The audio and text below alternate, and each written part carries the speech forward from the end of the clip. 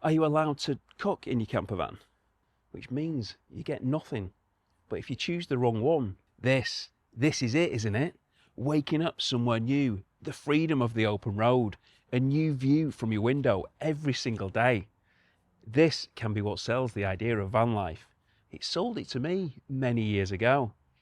But this dream can turn into an expensive, stressful, and even dangerous nightmare surprisingly quickly. We're going to be talking about 5 mistakes today, 5 costly mistakes that people make right at the very start of the journey.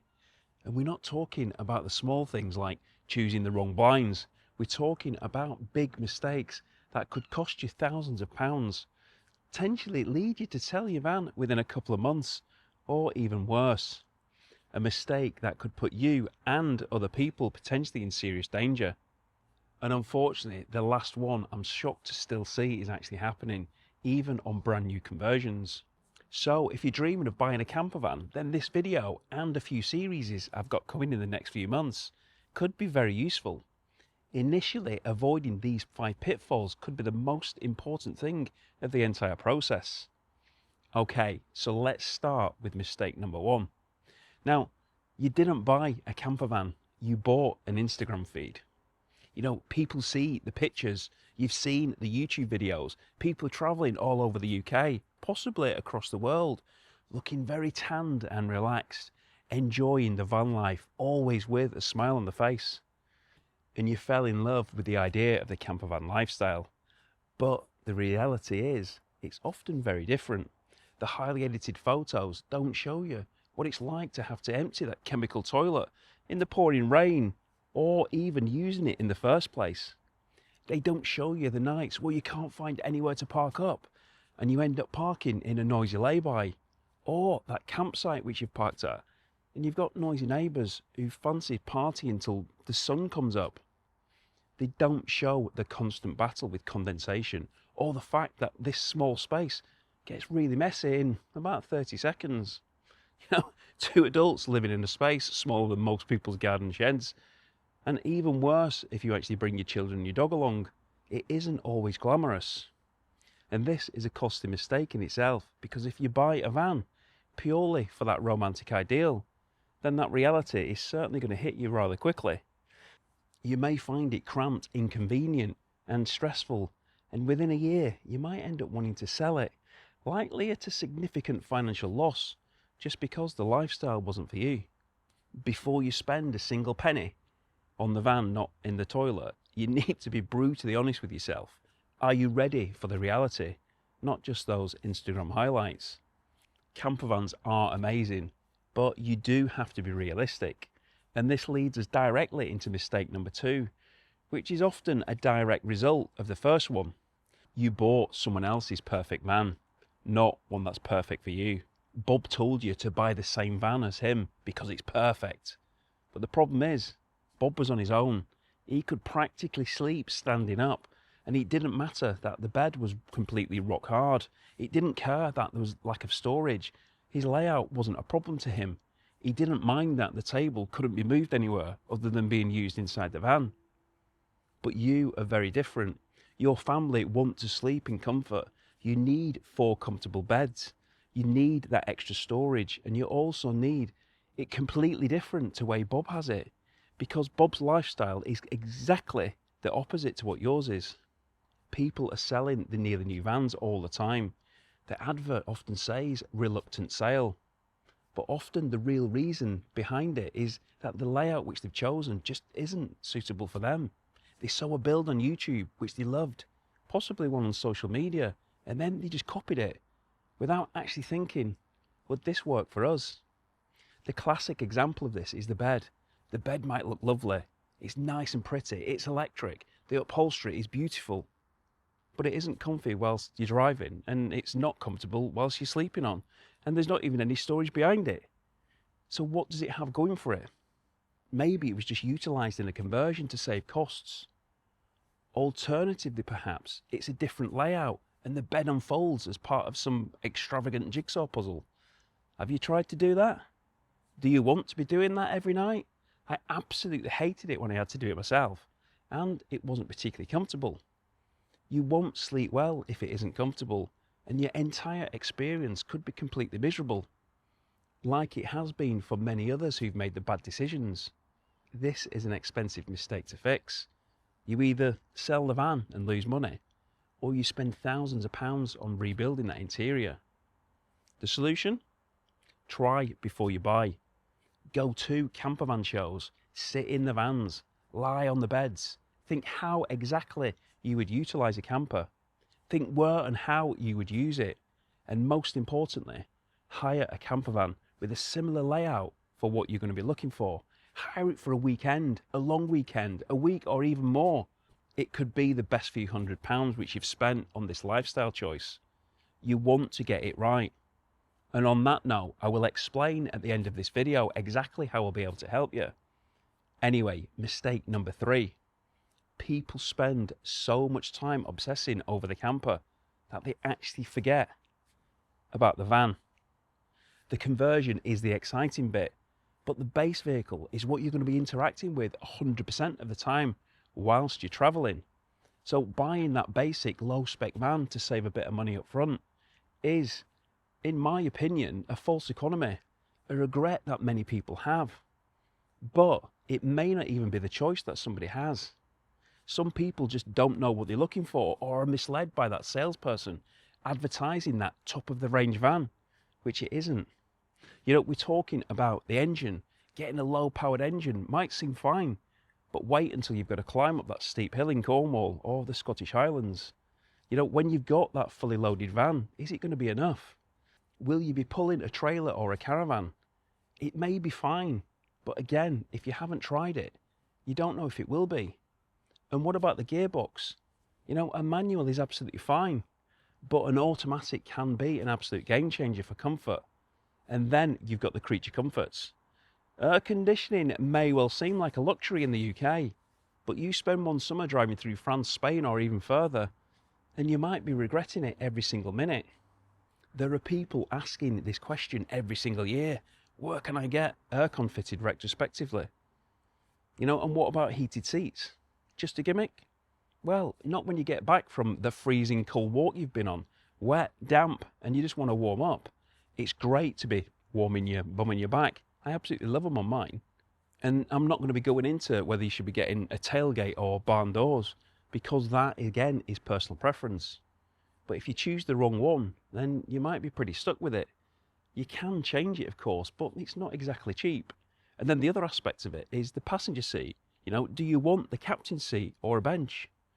You know, you can normally pick up cheaper vans if you do want that bench seat or the barn doors, because that is the common spec for trade vans.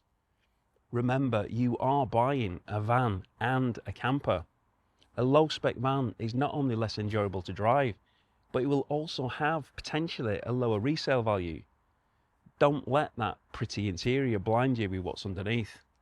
And that's actually another mistake which I'm going to be discussing in part 2 of this series.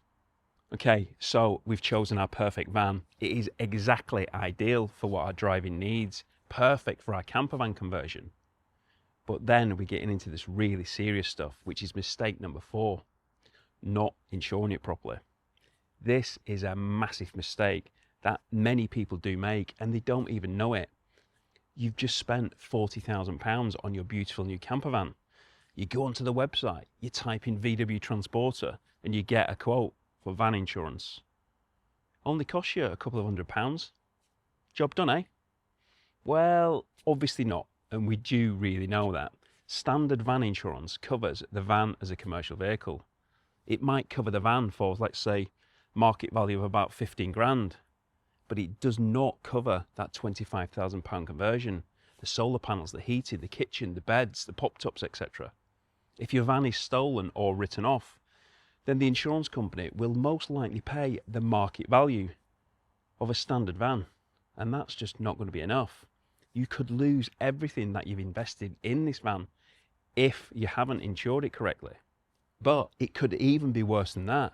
If you haven't declared all your modifications, your conversion elements, your gas, your electrics, your cooker, your wheels, your suspension, and you do suffer a loss, then you could be faced with an awkward conversation. Was it misrepresentation? Non-disclosure? Insurers could cancel your policy right from the very start, a term called ab initio, which means you get nothing because it's as though you was actually never insured in the first place. And even if you have declared everything properly, you need to ensure that you understand those policies' terms and conditions. Do you need a tracker? And if you do, that's going to be an insurance approved tracker, commonly a Thatcham Category 5 these days, so do not get that wrong. Are you allowed to cook in your camper van? Sounds a little bit odd, doesn't it? But some policies, believe it or not, do exclude it. Does your gas need to be fitted by a qualified engineer? Does it need to meet the gas regulations? You need to read your policy documents carefully. You must get specialist campervan or motorhome insurance. You need to speak to the specialists who know what they're talking about. Don't just tick some of those boxes online because it saves you money. You need to declare that it's a campervan conversion or whatever your particular van is. Speak to those specialists and find out how a claim will be settled in the event of a total loss. Can you buy an agreed value policy? You have to read the documents. You know, are your contents covered? Is the awning covered? Are the contents of the awning covered? You really must check. It's a risk you just cannot afford to take. And that brings us to the fifth mistake. And honestly, this one really does worry me because I thought that people had got over it and people had stopped doing it. But it's a genuine safety concern which can have catastrophic consequences. And I actually saw this happen on the M5 earlier this year. Torn to shreds. And there are many more examples of it. And we're talking about the tyres, specifically incorrectly load rated tyres. And as the RAC say, tyres that do not meet specifications can be considered illegal. Each tyre has a load rating. It's a number that tells you the maximum weight that tyre can safely carry. You know, some people will tell you, but I never carry the maximum weight, so it doesn't matter. That's completely wrong. It does matter. And plus, how do they know that they aren't carrying up to or even more than the maximum weight? A camper van has lots of additional weight permanently fitted to the van with the conversion, the units, the bed, the pop top, the gas installation, the leisure batteries, water tanks.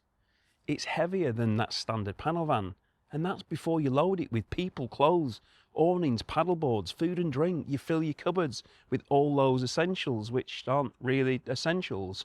You know, it can soon mount up. So how do you know that you're not overweight?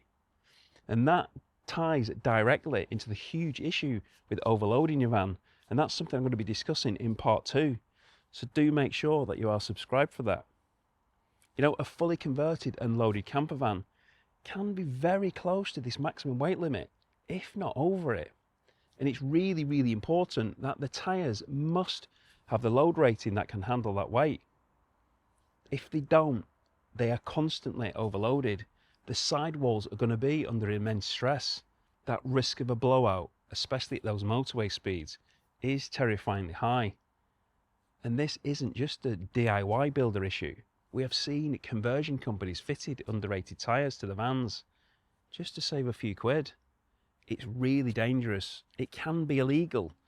And in the event of an accident, how's your insurance company going to respond to it? If your tyre was the cause of that accident and it was underrated, what's going to happen?